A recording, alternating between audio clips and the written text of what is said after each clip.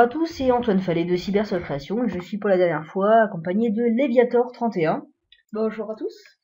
Donc aujourd'hui on va faire une vidéo un peu particulière, enfin ça va pas être une vidéo de tutoriel, non, je vais vous présenter donc la dernière version du logiciel donc Web Acapella Converter qui porte un nouveau nom effectivement qui s'appelle donc Wacol, autant pour moi, donc Wacol. Donc Wacol cette fois qui est une version donc Web Acapella Converter Online. J'avais précisé donc dans la présentation, je crois, de Web Acapella Converter 2, ou je sais plus si c'était un logiciel d'Oralim Soup, je sais plus, bref, que j'avais l'intention peut-être de créer donc ce fameux programme. Alors donc Wacol est donc le même principe que Web Acapella Converter, sauf qu'à la différence c'est qu'il tourne directement sur le serveur. Donc quand vous êtes dans Web Acapella, vous n'avez plus besoin de lancer le logiciel sur votre ordinateur et de publier après par FTP. Non, pas du tout. Maintenant, ça a tout changé. Puisque maintenant, vous avez juste à installer le logiciel sur votre serveur FTP, lancer la page dans une nouvelle page, si de préférence, et ainsi donc laisser votre navigateur faire son boulot. Alors, on va tout de suite voir comment ça fonctionne. On va ouvrir donc Web Acapella 4. Ah, notre cher Morpion qui est toujours là. Alors, on a dit donc Wacol. Wacol, tu vois, c'est ta faute.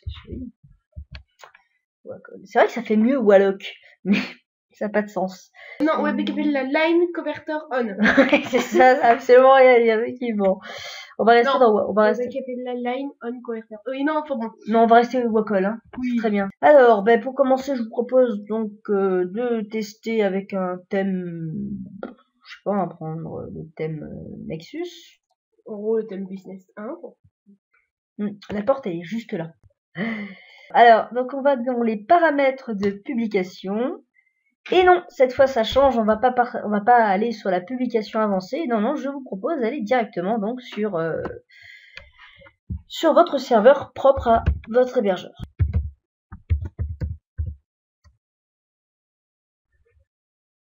Votre hébergeur, vous choisissez donc le dossier de votre site internet. Dans mon cas, ce sera Wacol. Voilà, donc une fois que vous avez paramétré donc votre hébergeur en mode publication tout à fait normal, vous prenez votre client FTP préféré, dans mon cas ce sera Filezilla, et donc vous vous connectez encore une fois à votre hébergeur.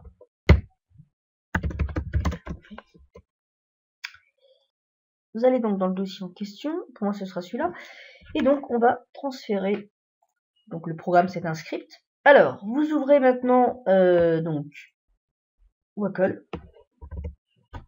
Donc, admettons donc votre site c'est cybersoftcreation.fr comme moi, donc ce qui ne sera pas le cas forcément, et que vous êtes donc vous voulez mettre à la racine de votre site, donc vous allez sur Wacol directement.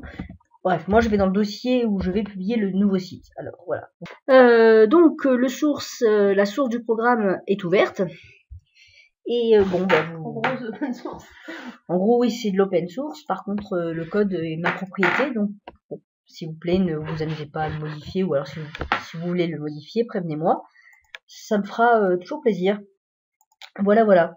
Bref, ensuite, donc le logiciel se présente donc ainsi quand vous arrivez dessus. Donc vous avez toujours, comme dans Web Acapella 4, Web Acapella Converter 2, pardon. Donc vous avez, oui, le temps d'actualisation, la session start qui n'est pas modifiable, parce qu'en fait j'ai appelé ça session start et non plus header permanent.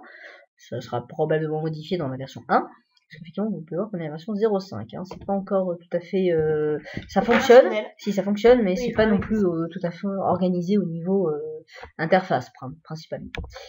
Ensuite, donc, leader temporaire. C'est à chier, littéralement. Mais non, mais regarde, elle est magnifique. C'est du CSS3, c'est flat design, c'est beau. CSS 0.5. À peu près la même version du HTML que le... Oui, enfin bon. Ouais, bon, bref. Tu penseras me donner ton ciseau. Bref, passons. Ensuite, donc, vous pensez bien à activer la session start si vous en avez besoin. C'est très très important.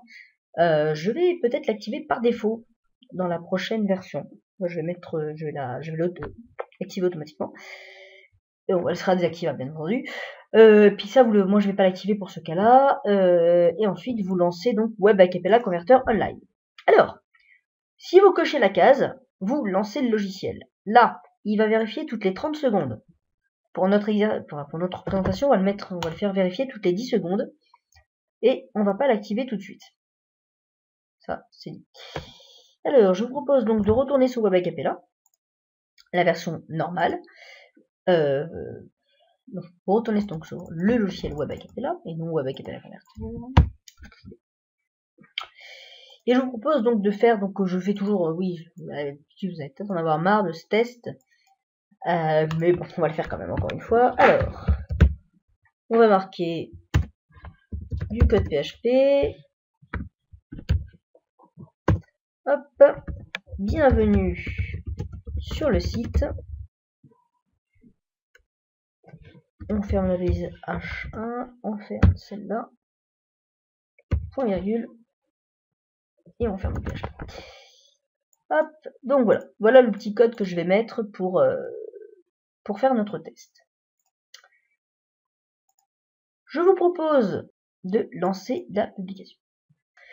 Voilà, le site a donc été publié.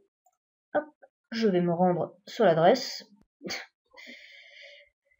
Donc voilà, donc là vous avez donc le site. Ça c'est pas très bien affiché. Donc là j'ai fait. Non, j'ai fait aucune conversion. Là. Au début t'as mis un guillemot. Enfin oui. Non, j'ai fait aucune conversion. C'est pour ça. Donc là voilà, donc là si vous voulez donc là il n'y a aucune conversion de fait. Il ne comprend tout simplement pas le PHP. D'ailleurs, si je marque index.php, ça n'existe tout simplement pas. Voilà. On a le point HTML. Voilà. Je vais donc exécuter donc le logiciel Web Acapella Converter Online en cliquant simplement sur lancer. C'est parti. On va attendre. Vous pouvez forcer l'activation ou ne pas la forcer. Là, je vous conseille de la forcer au premier tour parce que la première conversion. La raison est simple, c'est qu'il est basé déjà sur 30 secondes. Là, toutes les 10 secondes, il va se réactualiser et vous convertir le site. Je vous conseille de mettre cette page dans une fenêtre à part entière. Et nous, on va retourner sur notre site. Je vais actualiser. Et oui, vous avez vu, index.html n'existe plus. Ce qui est tout à fait normal, effectivement, parce que nous avons... Voilà notre code. Alors là, vous allez me dire, oui, c'est bien beau. Bon. Mais si là, vous procédez à une autre modification, eh bien c'est simple. Maintenant, vous allez pouvoir modifier votre site internet sans vous soucier du logiciel. Vous l'ouvrez, l'avantage en plus si vous êtes sous Windows 8 comme ça, c'est que la fenêtre, elle est là, on n'en entend plus parler. C'est fini. Elle travaille toute seule dans son coin. Donc, par exemple, là, je vais mettre une autre ligne. Je vais même créer une variable, comme j'avais déjà fait dans la version, je crois, 2, avec là. On va l'appeler var. Égal, je sais pas, salut.